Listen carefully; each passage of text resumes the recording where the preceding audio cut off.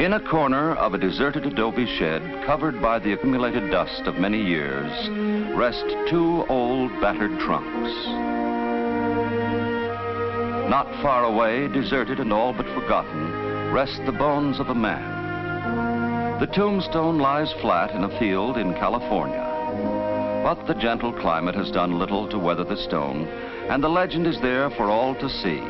Louis Pellier, a Frenchman, you see, but we are going to call him, as he was known to his fellow Americans, Louis Pellier, born 1817, died 1872.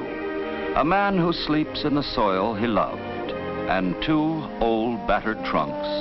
This is our story.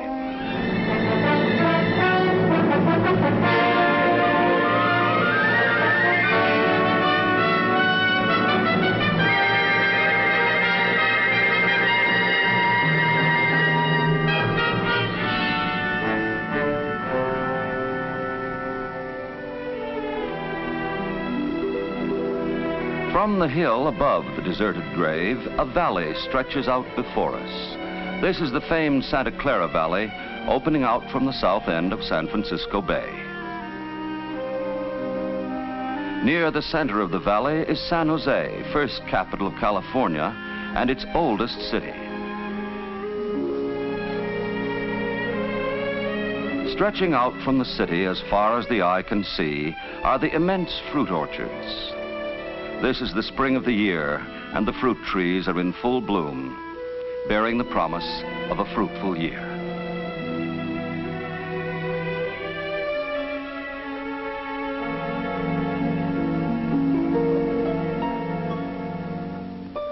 This is the valley today, but it was not always so. In 1848, the valley presented a far different sight.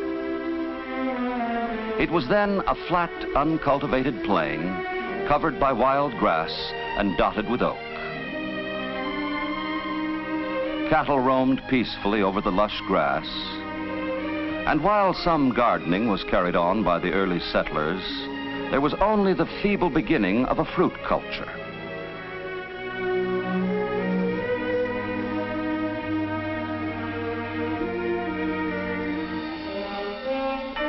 Then, in this year, 1848, a thing happened that was to change the life in the valley. Up to the north, gold was discovered. Gold in the earth of California. Gold, the lustrous metal that has changed the lives of men and the destiny of nations. Gold in California.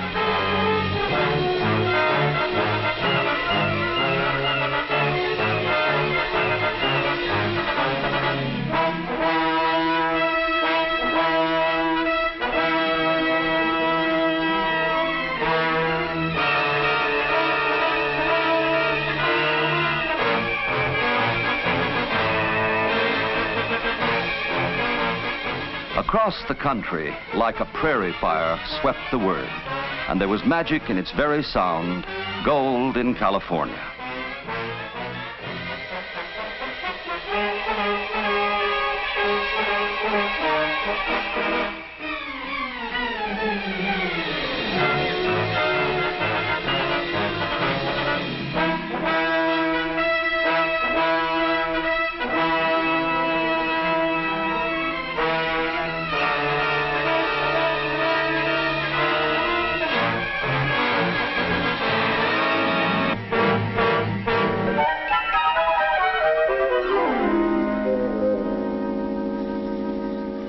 Across the Atlantic to Europe and around the world rode this phrase that quickened the pulse of all men, gold in California.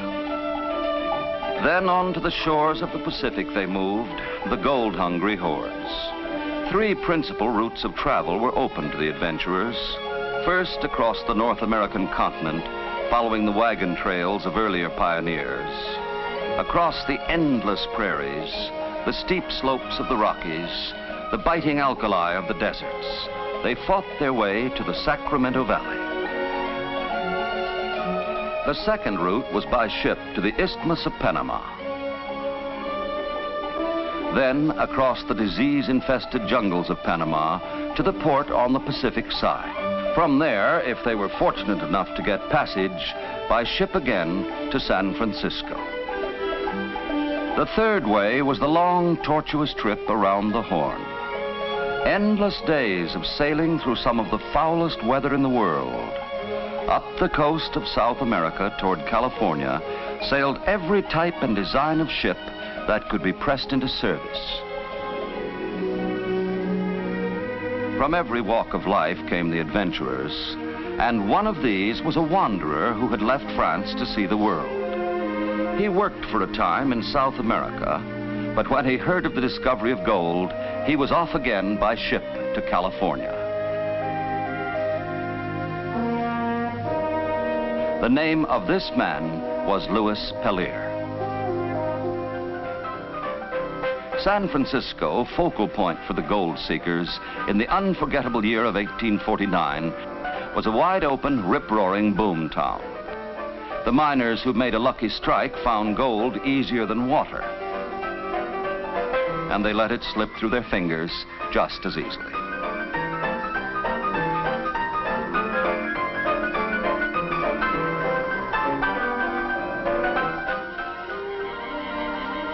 But back in the hills, it was a different story. Caught in the dead of winter, men were paying with their lives for a few ounces of dust. Suffering the hardships without finding any of the rewards, Louis Pellier soon decided that this was not for him.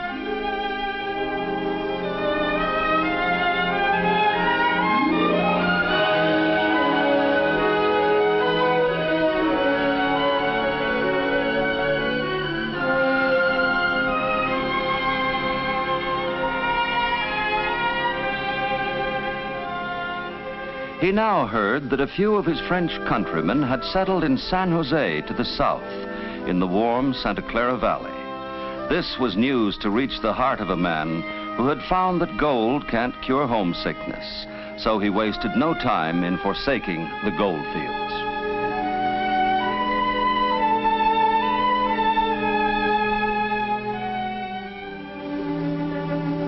This was the last time that Louis Pellier was to travel. He had come home. In San Jose, he found what he had been seeking. The climate was gentle and the earth was good. So, like his fathers before him, he turned once more to the soil.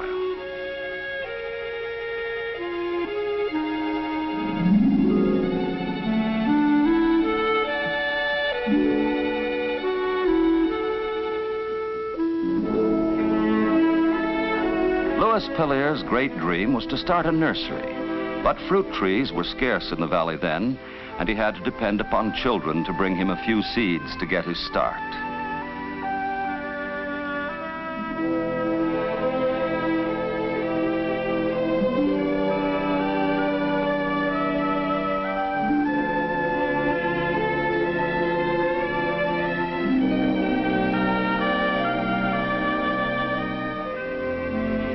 Yes, this country was much like his native France, but there they had centuries of planting behind them. Here they were only beginning.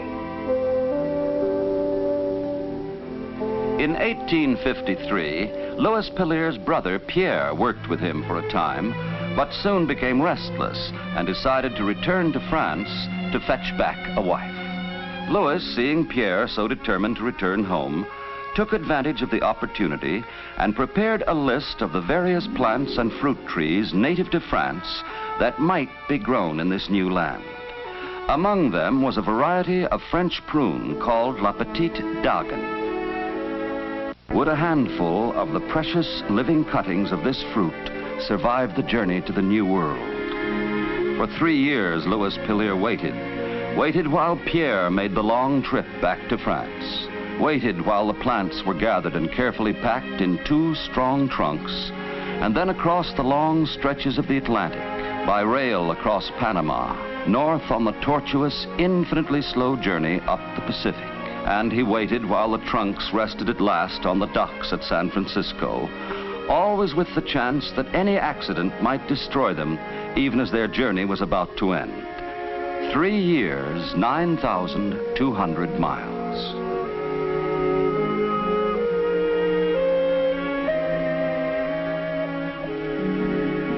And now in 1856, for Louis Pellier, the wanderer, the miner, and now farmer, this was the supreme moment that is given at least once to every man. For him, the contents of the trunks meant something more than plants brought from France.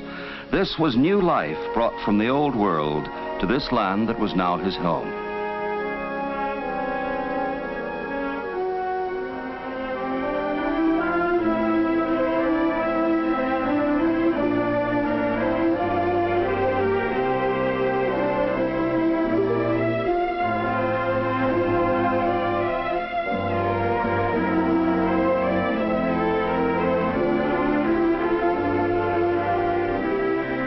The French prune scions had stood the journey well, cleverly embedded in potatoes to keep them moist and carefully surrounded in sawdust.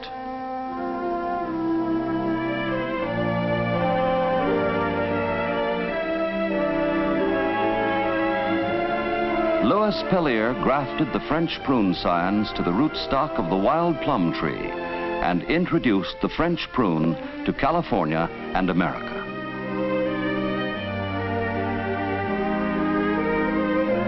Ever since the days of ancient Rome, the practice of grafting the life of one tree into another has seemed amazing to man. You must be careful as a surgeon, and even then there are many failures, and so you try again. But Pellier could not try again, for if these failed, the only replacements lay 9,200 miles away in France. With infinite care, he calmly worked on. On the skill of this man's hands rested the future of a great industry, food for a growing nation.